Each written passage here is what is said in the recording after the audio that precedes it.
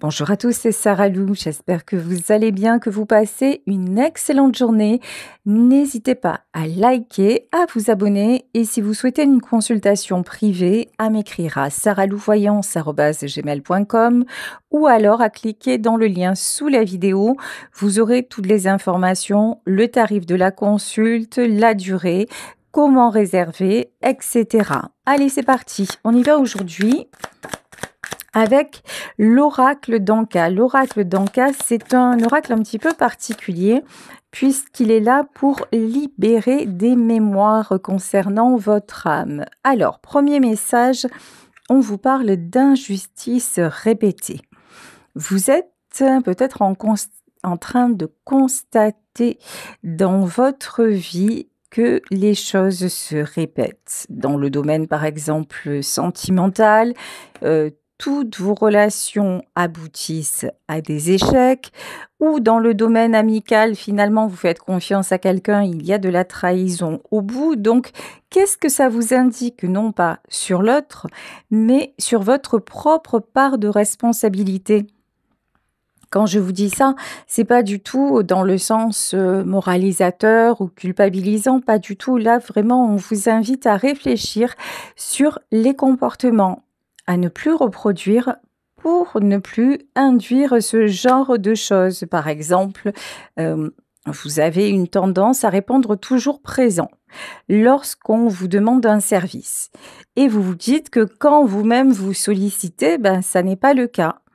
Là, on vous dit tout simplement, mets de l'ordre dans ta vie, réfléchis si c'est prioritaire ou pas et apprends à dire non. Au moins, même lorsque les autres te diront non, tu le vivras moins mal parce que finalement, c'est toi qui en fais beaucoup et inconsciemment, tu attends que l'on te rende l'appareil. Donc, ce fait de prendre conscience de ça, c'est un exemple, bien sûr. Il y en a beaucoup d'autres, mais là, vraiment, vous savez, cette injustice, elle est souvent due au fait d'attendre quelque chose de l'autre. Je vous le dis consciemment ou inconsciemment. Au plus vous êtes en accord avec vous-même, au plus vous prenez des décisions et vous fixez les limites, au moins vous allez attendre des ordres des autres. Ok, ça c'est très révélateur par contre. Attendre des ordres. Ok, vous laissez le pouvoir dans votre vie à l'autre. Alors, il y a un domaine dans lequel c'est particulièrement vérifiable. Je pense qu'il s'agit plutôt du domaine privé et de la sphère sentimentale. C'est comme si, quand vous êtes en couple, d'un coup, l'autre devenait un peu tout-puissant. C'est comme si vous alliez tout accepter parce que il y a, ce que je ressens, c'est une notion de dévalorisation que vous avez en vous et qui n'est pas encore déprogrammée. C'est-à-dire que vous voulez absolument correspondre à une image, vous voulez que ça fonctionne, vous voulez que votre couple dure. Alors ça, c'est très bien, c'est humain, c'est légitime, il n'y a pas de souci avec ça, mais vous pouvez facilement être dans la démesure parce que justement, votre idéal du couple est énorme, parce que vous n'avez plus envie d'un échec, parce que vous vous dites et puis vous accrochez en vous disant que cette fois, c'est presque, je dis bien presque, chez certains d'entre vous, obligatoirement la bonne. Vous voyez, il y a une question d'enjeu. Vous vous mettez la pression, vous vous mettez la barre très haute pour vous dire non mais cette fois, je n'ai pas le droit d'échouer, sauf que là on vous parle quand même d'injustice répétée, c'est-à-dire que à agir comme ça, il y a un échec qui se reproduit souvent, enfin presque quasiment tout le temps, et là on vous invite à réfléchir sur pourquoi fais-tu autant d'efforts? Qu'est-ce qui est sous-jacent à ça? Est-ce que c'est un manque de confiance en toi?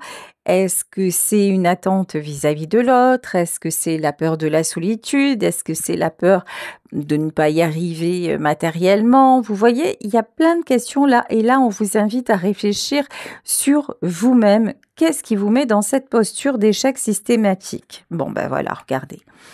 Ici, vous avez un début de réponse, la peur du futur.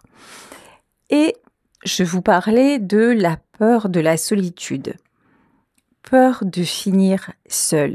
Et des fois, ça vous fait faire des bêtises parce que vous vous dites, à mon âge, là, il faut absolument que cette fois ça fonctionne et puis je ne peux plus me permettre, de rester seule. Alors vous voyez, je vais faire des rencontres et même quand je m'aperçois que ça ne colle pas, je vais être un peu plus conciliante pour faire en sorte que ça marche, mais sauf que ça non, c'est pas ça le fait pas. Bon ici, choc émotionnel. Choc émotionnel, je pense que vous avez eu le cœur brisé à plusieurs reprises et qu'il y a aussi une question de volonté. C'est ça en fait. Ce que je ressens, c'est votre ego. C'est votre ego et vos peurs qui vous font faire tout et n'importe quoi pour vous convaincre que celui que vous avez en face ou que celle que vous avez en face, c'est forcément la bonne personne. Or, là, je suis en train de vous parler des mécanismes qui sont en vous. Je ne vous parle pas de spiritualité, je ne vous parle pas d'intuition. C'est pas votre là, si vous pensez que c'est votre petite voix intérieure, votre intuition, votre cœur qui vous dit ça y est, cette fois j'en suis sûre, c'est lui ou c'est elle, c'est pas du tout ce qui ressort dans cette guidance. Là, c'est pas le cœur qui parle, c'est la peur. La peur de l'avenir. C'est la volonté de ne plus être déçu. C'est la volonté de ne pas rester seul. Vous voyez, on n'est pas dans la peur et on n'est pas, pardon, on est dans la peur et on n'est pas dans le cœur. Et c'est pour ça que forcément ça ne fonctionne pas parce que vous vous investissez énormément, mais avec beaucoup de... C'est un petit peu donnant. Voilà, il y a des objectifs, comme si vous deviez réussir un concours. C'est vraiment ça que je ressens et ça va pas avec le cœur.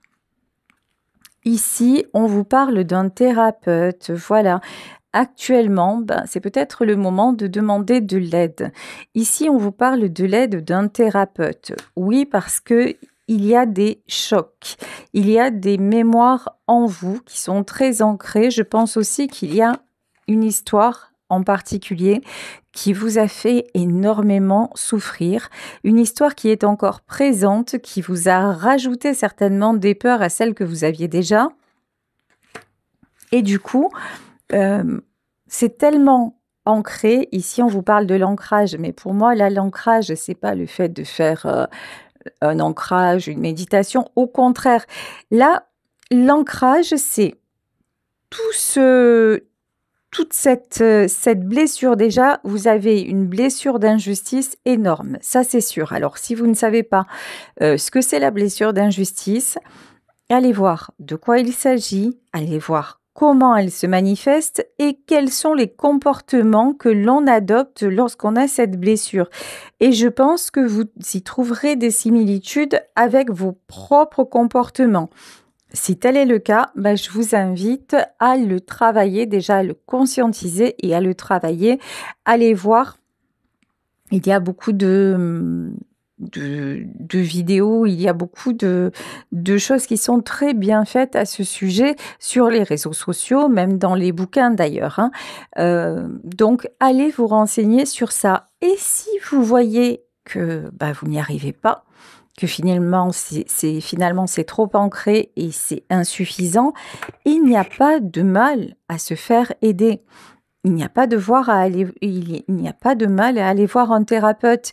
Ici, je pencherai plus du côté, décidément aujourd'hui j'ai plutôt du mal à m'exprimer. Bon, aujourd'hui je vous avoue je sais pas pourquoi je suis particulièrement fatiguée. Bon, alors je vous disais, ici je pencherai plutôt vers un micro-kinésithérapeute. Pourquoi? Parce que pour moi, les chocs que vous avez en vous ne sont pas forcément conscients. Quel est le rôle du micro-kiné? ou du kinésiologue. C'est de faire ressortir tout ce qui est inconscient sans forcément le verbaliser. Ça, tout dépend de la façon dont votre thérapeute procède. Mais là, vous avez besoin de faire ressortir même physiquement des mémoires de votre corps déjà pour être dans un premier temps plus libre et pour pouvoir mieux travailler ensuite sur la blessure d'injustice. Et puis le but du jeu, hein, c'est de ne pas répéter sans arrêt les mêmes erreurs. Bon, ici avec la matérialisation, c'est malheureux à dire, mais quelquefois, sans le vouloir, on attire ce que vraiment on redoute le plus. C'est une certaine forme de la loi de l'attraction, c'est j'attire ce que je vibre. Vous vibrez la peur de l'échec. Vous attirez l'échec. Alors, vous allez me dire, oui, mais la loi de l'attraction ne s'applique pas dans le domaine sentimental. Oui et non, parce que tout est question d'énergie. Alors, il y a d'autres facteurs, il y a du déterminisme, il y a la compatibilité avec l'autre personne, il y a une question de timing, il y a plein de facteurs qui entrent en compte, évidemment, dans le domaine sentimental. Mais un des facteurs là qui font que vous en arrivez à un échec, c'est finalement cette peur de l'échec qui est tellement viscérale qu'elle vous y emmène. Voilà, et qu'elle finit par se matérialiser. Et là, c'est votre ego qui vous dit, tu vois, j'avais raison, t'aurais pas dû y aller, t'aurais pas dû y croire, et tu vois, finalement, tu resteras seul. Et du coup, vous voyez, c'est vraiment un truc très, très nocif qui est en vous et qui se met en marche, qui vous fait souffrir, hein. Ici, avec les blessures de l'enfance. Alors, choc émotionnel et blessures de l'enfance. Là, évidemment, souvent, tout est lié avec les blessures de l'enfance. Je pense que vous avez vécu dans une famille qui avait la peur du manque, qui était beaucoup dans le demain. Demain est incertain, il faut se protéger, il faut rationaliser les choses. Vous voyez, ça me fait penser beaucoup à la génération de la guerre et d'après-guerre, comme quoi on n'est jamais à l'abri. D'ailleurs, on l'entend de nos jours aussi, hein. C'est bientôt la 3e guerre mondiale. Vous voyez, comme si à chaque fois, on allait retourner dans l'enfer, que l'avenir ne pouvait pas être radieux, que l'avenir ne pouvait pas être paisible. Non, il y a forcément une guerre qui se prépare quelque part. Et l'être humain est comme ça, nous fonctionnons dans le négatif. Et là, vous avez tellement appris à fonctionner avec la peur et aussi une certaine forme de rejet. Alors, quand je parle du rejet, c'est pas forcément parce que vous avez eu des parents qui ne vous aimaient pas ou qui ne vous calculaient pas. C'est le rejet, c'est ce que vous avez ressenti dans le manque de communication. Vous vous êtes senti incompris et incomprise. Pas forcément mal aimé, mais différentes, pas sur la même longueur d'onde. Et là, c'est comme si vous n'étiez pas arrivé finalement à faire entendre certaines choses à vos parents et que ça continuait de vous ronger en profondeur. Et ça, c'est quelque chose justement que vous pouvez travailler, que vous pouvez complètement enlever à l'aide d'une thérapie. Et déjà, ça s'appelle aussi guérir son enfant intérieur, apprendre à mieux se connaître et puis réfléchir sur soi. Aujourd'hui, c'est vraiment une guidance basée sur la réflexion, le bien-être. Ce que je vous donne aujourd'hui, parce que j'ai trouvé ça intéressant de le faire une fois de temps en temps, même s'il s'agit d'un tirage général. Là, vraiment, avec cet oracle, vous pouvez avoir des pistes de travail qui vont vous aider à évoluer par rapport à ce que vous vivez actuellement dans votre vie. Ici, voilà, choc émotionnel et pardon non accordé. Là, j'ai clairement l'impression qu'autour de vous, il y a eu un événement qui vous a marqué et qu'on a fait semblant de ne rien voir et rien entendre. C'est comme si vraiment vous n'aviez, à un moment, vous êtes senti complètement invisible. Vous savez, les adultes ne le font pas forcément, consciemment pour être mauvais. Je vais vous raconter, comme je le fais parfois, un événement de ma vie, ou si ça peut vous éclairer aussi sur votre propre parcours. Quand j'avais 9 ans, j'ai toujours été, enfin depuis aussi longtemps que je m'en souvienne, j'ai toujours eu des ressentis et pressenti la mort. Et quand j'avais 9 ans, une nuit, je m'endors en rêvant que mon arrière-grand-mère allait décéder et je vois exactement la scène. Donc je me réveille le matin et je dis à ma mère: «Je ne veux pas aller chez mamie parce que je sais qu'elle va mourir». Ma mère, me gronde en me disant: «Ah c'est n'importe quoi, tu dis n'importe quoi» et cetera. Donc du coup, elle m'emmène chez mon arrière-grand-mère, chose qui était prévue et 2 heures après, mon arrière-grand-mère meurt dans mes bras, exactement comme je l'avais vu. Heu et à ce moment-là, si vous voulez, quand ma mère j'ai appelé ma mère, ma grand-mère, enfin j'ai appelé tout le monde, j'ai appelé le SAMU et cetera. Bref et qu'est-ce qu'ont fait les adultes à ce moment-là?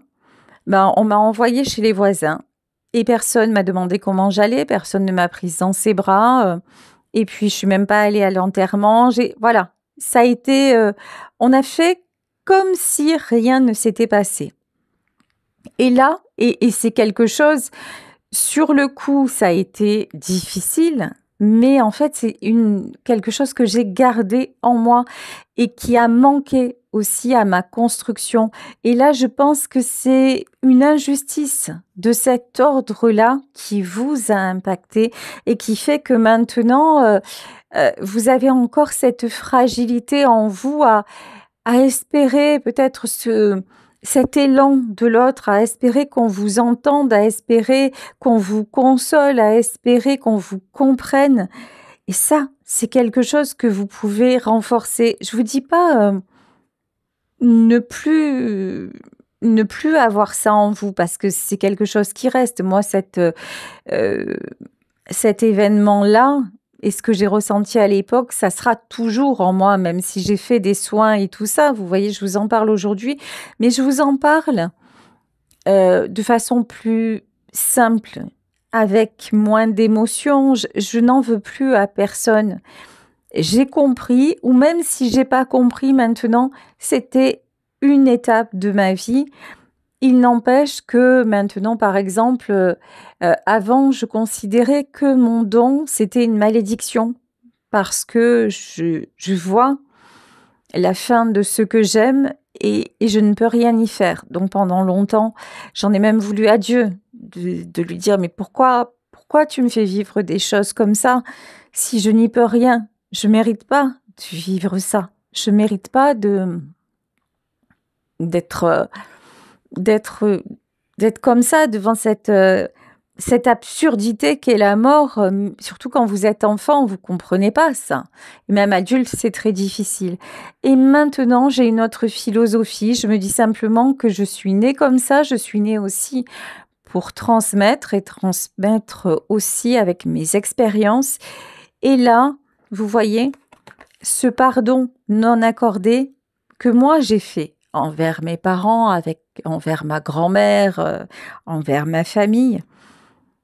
Vous, là, il est temps que vous le fassiez. Et si vous ne savez pas exactement de quoi il s'agit, ben, réfléchissez-y. Quel événement dans votre enfance vous a fait vous sentir incompris, incomprise, rejeté et quelle résonance et à chaque fois finalement que vous avez un échec dans votre vie sentimentale, est-ce que c'est pas ça? Est-ce que c'est pas cette impression-là qui se rejoue encore et encore? Et si tel est le cas et que vous n'arrivez pas à faire différemment, allez voir un thérapeute, ils sont là pour ça. Ici, ben voilà, regardez, il n'y a pas de hasard, hein. Ici, nous avons le corps physique souffrant. Je vous disais que le, le corps, c'est vraiment un réceptacle et là, il y a une espèce comment dire? D'ancrage. Il y a quelque chose qui est tellement imprégné en vous que c'est malgré vous que ça rejaillit systématiquement. Et là, bah, c'est ce que je vous disais, en fait, allez voir kinésio ou micro-kiné pour dépolluer votre corps et pour faire finalement que ce signal d'alarme qui peut-être à l'heure actuelle n'a même plus de raison d'être, se désactive. Ici, tiens, regardez, l'enfant intérieur. Et ici, avec la carte de l'ancrage, c'est rééquilibrer votre enfant intérieur. Si, encore une fois, vous ne savez même pas de quoi il s'agit, de quoi je suis en train de vous parler, et si ça vous titille quand même, allez voir de quoi il s'agit. Comment on peut faire déjà? Qu'est-ce que l'enfant intérieur? Comment communiquer avec lui? Ça peut être par la méditation, ça peut être par des soins de guérison, ça peut être par des réalignements énergétiques, ça peut être en constellation familiale.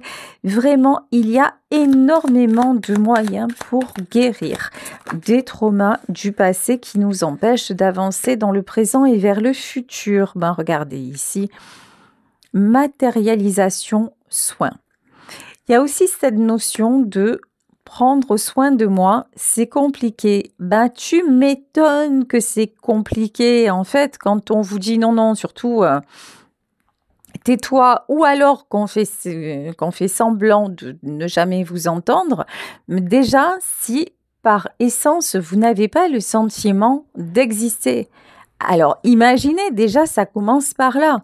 Et ensuite, vous pourrez prendre soin de vous. Mais si votre vous, déjà, n'existe pas, bah, c'est impossible, c'est irréalisable.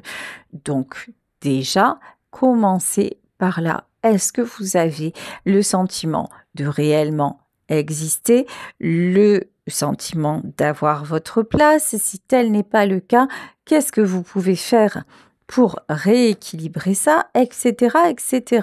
Voilà, traumatisme, ben voilà, les blessures d'enfance et les traumatismes d'adultes, évidemment. Évidemment que ce que l'on vit dans notre enfance a un rejaillissement, un retentissement dans notre vie d'adulte et c'est bien de ça dont il s'agit aujourd'hui dans ce tirage avec ces injustices répétées qui sont quasi omniprésentes dans votre vie. Ici, pardon non accordé et augmentation du taux vibratoire. Et oui, lorsque vous accordez le pardon, alors déjà, il faut savoir qui, quoi, qu'est-ce. Voilà, pardonner, c'est bien. Mais déjà, il faut avoir confiance de ce que l'on doit pardonner. Et en plus, quand on est dans l'ego, vraiment quand on a des automatismes comme ça qui sont mis en place, bah, des fois on a l'impression d'avoir fait le deuil, d'avoir pardonné, et tel n'est pas le cas. Je vais vous citer un autre exemple me concernant. J'ai été abusée pendant des années. Et lorsque j'ai rencontré d'autres hommes et que j'avais une vie de femme normale, je me suis dit: «Oh bon, tous les sévices que j'ai subis, ça y est, puisque je peux à nouveau, avoir des relations intimes, finalement tous les sévices que j'ai subis sont oubliés». Mais en fait, c'est beaucoup plus pernicieux que ça. C'est qu'à chaque fois que j'avais une intimité avec quelqu'un, j'avais des douleurs, mais pas tout de suite. Quelques jours après, donc j'ai pas fait le rapprochement.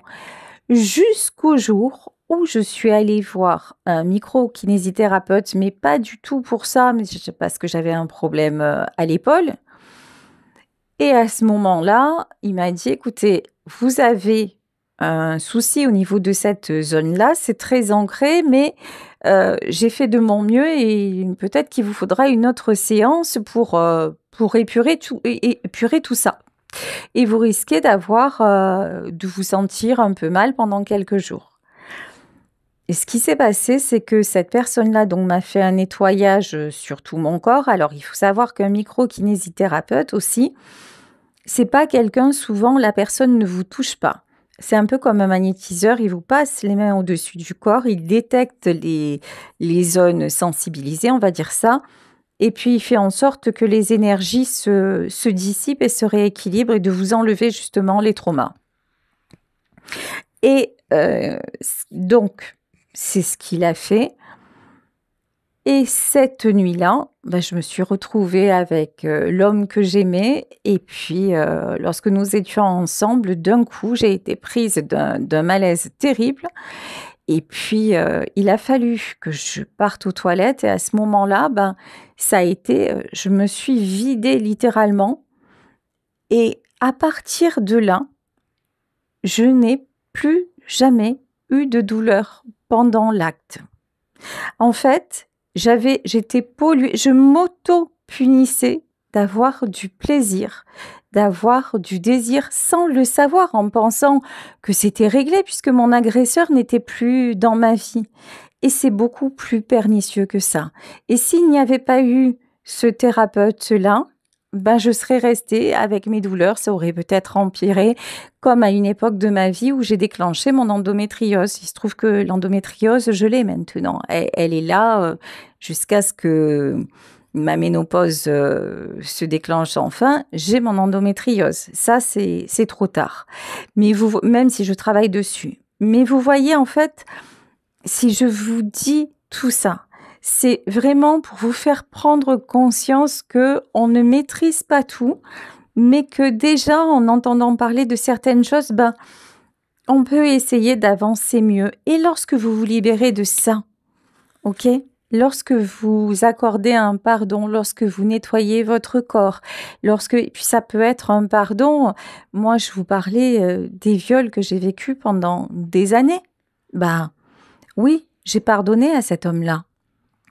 Pardonner ne veut pas dire oublier. Pardonner ne veut pas dire que je l'ai revu ou quoi que ce soit. Mais j'ai décidé de ne plus laisser le mal me ronger encore, de ne plus lui laisser de prise.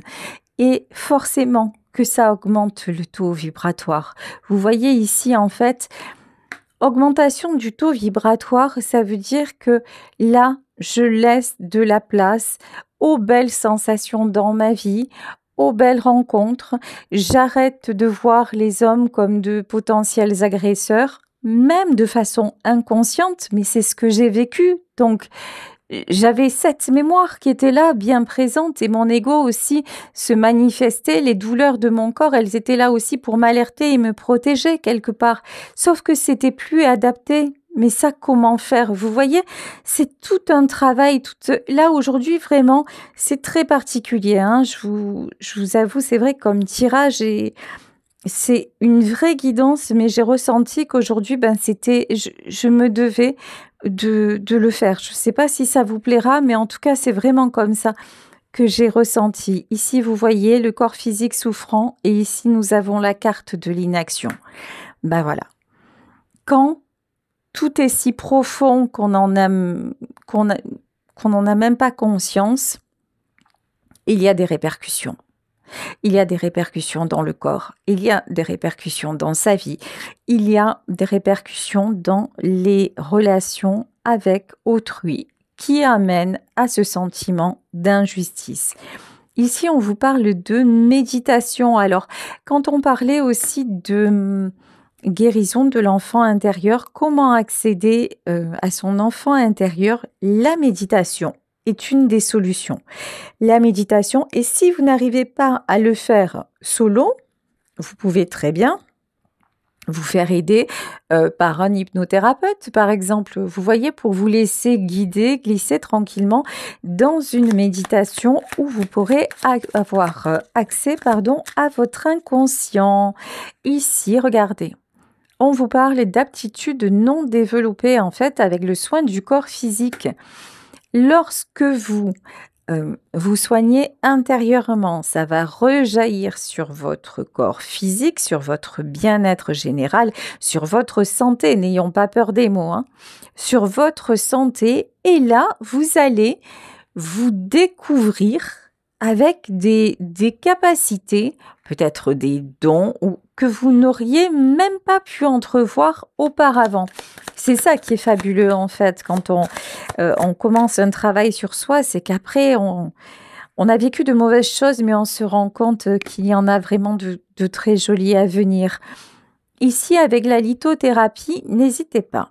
Si vous voyez que vous êtes sensible au pouvoir des pierres, qu'il y a quelque chose qui vous attire, surtout, allez-y.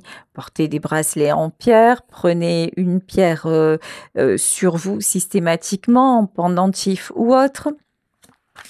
Mettez-en dans votre lieu de vie. Là, c'est si vous vous sentez attiré, surtout là aussi, pas de jugement hâtif et puis vous n'avez pas besoin de le clamer autour de vous en disant: «Ah mais moi ça y est, j'ai mis le bracelet en onyx et je me sens, beaucoup mieux, je me sens protégée». Parce que si vous dites quelque chose comme ça, vous avez, malheureusement, hem, beaucoup de probabilités qu'en face, on vous prenne un peu pour, une huluberlue, vous voyez? Ou quelqu'un d'un peu, atypique et c'est pas la bonne idée en ce moment parce que vous êtes en pleine évolution et à essayer de vous sentir mieux. Donc ne donnez pas aux autres la possibilité de vous faire douter. Portez votre bracelet et puis ne cherchez pas à dire le pourquoi du comment, du moment où vous le ressentez et que vous savez pourquoi c'est fait, ça suffit. Pas besoin de vous justifier. Regardez, magnifique.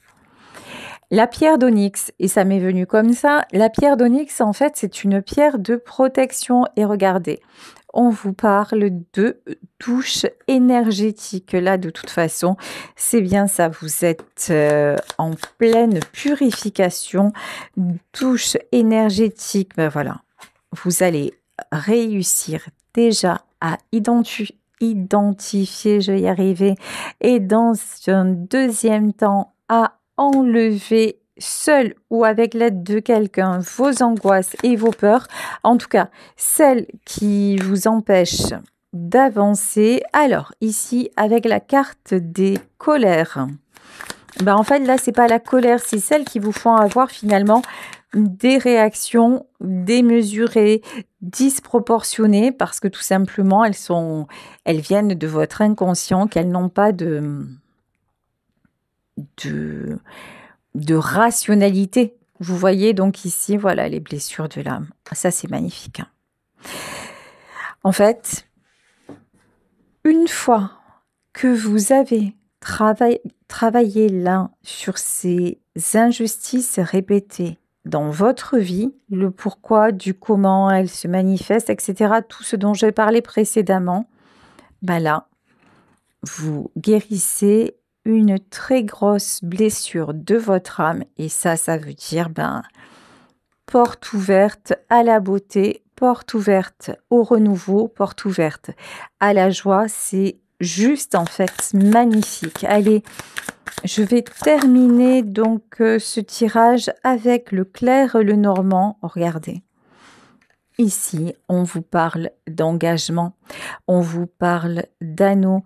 Là, en fait, lorsque vous dénouez ce nœud-là, là, c'est vraiment de la stabilité qui arrive dans votre vie. Ici, avec la carte du livre, il est temps d'en finir, il est temps de clôturer ce cycle et de fermer le chapitre. Je vous le disais, c'est pour moi, vous êtes plus impacté dans le domaine sentimental, mais après, ça peut être dans un autre domaine. Si par exemple, à chaque fois que vous avez un travail qui vous plaît, il y a l'entreprise qui ferme, vous avez des soucis avec les collègues de travail, le patron vous prend en grippe et que ça se répète, c'est peut-être des blocages dans le domaine professionnel aussi. Donc vraiment, allez chercher, je vous rappelle, il s'agit d'un tirage général. Allez voir le domaine qui vous concerne précisément. Ici, on vous parle d'obstacles, mais regardez, derrière les obstacles, il y a un très très grand espoir qui se réalise et qui se concrétise. Écoutez, je crois que, oh waouh. Et en dos de deck, voilà, parce que c'était pas assez beau, il en fallait du plus. En dos de deck, vous avez la croix, vous avez la protection divine. Là, vraiment, écoutez, je vais vous laisser sur ce tirage assez particulier. Mettez-moi dans les commentaires ce que vous en avez pensé, parce que, voilà, c'est un petit peu atypique comme format. En tout cas, sachez que j'étais guidée vers ça, tout simplement. Vous savez que quand je commence mes tirages, il y a pas de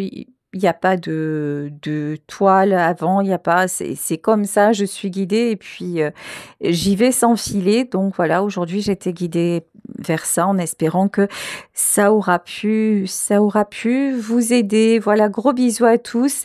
Si vous souhaitez me contacter, vous pouvez soit le faire à sarahlouvoyance@gmail.com, soit, réserver une consultation. Donc je vous mets le lien sous la vidéo, vous n'aurez qu'à cliquer pour réserver. Bel après-midi, prenez soin de vous et on se retrouve demain pour un nouveau tirage. Bisous, bisous, ciao.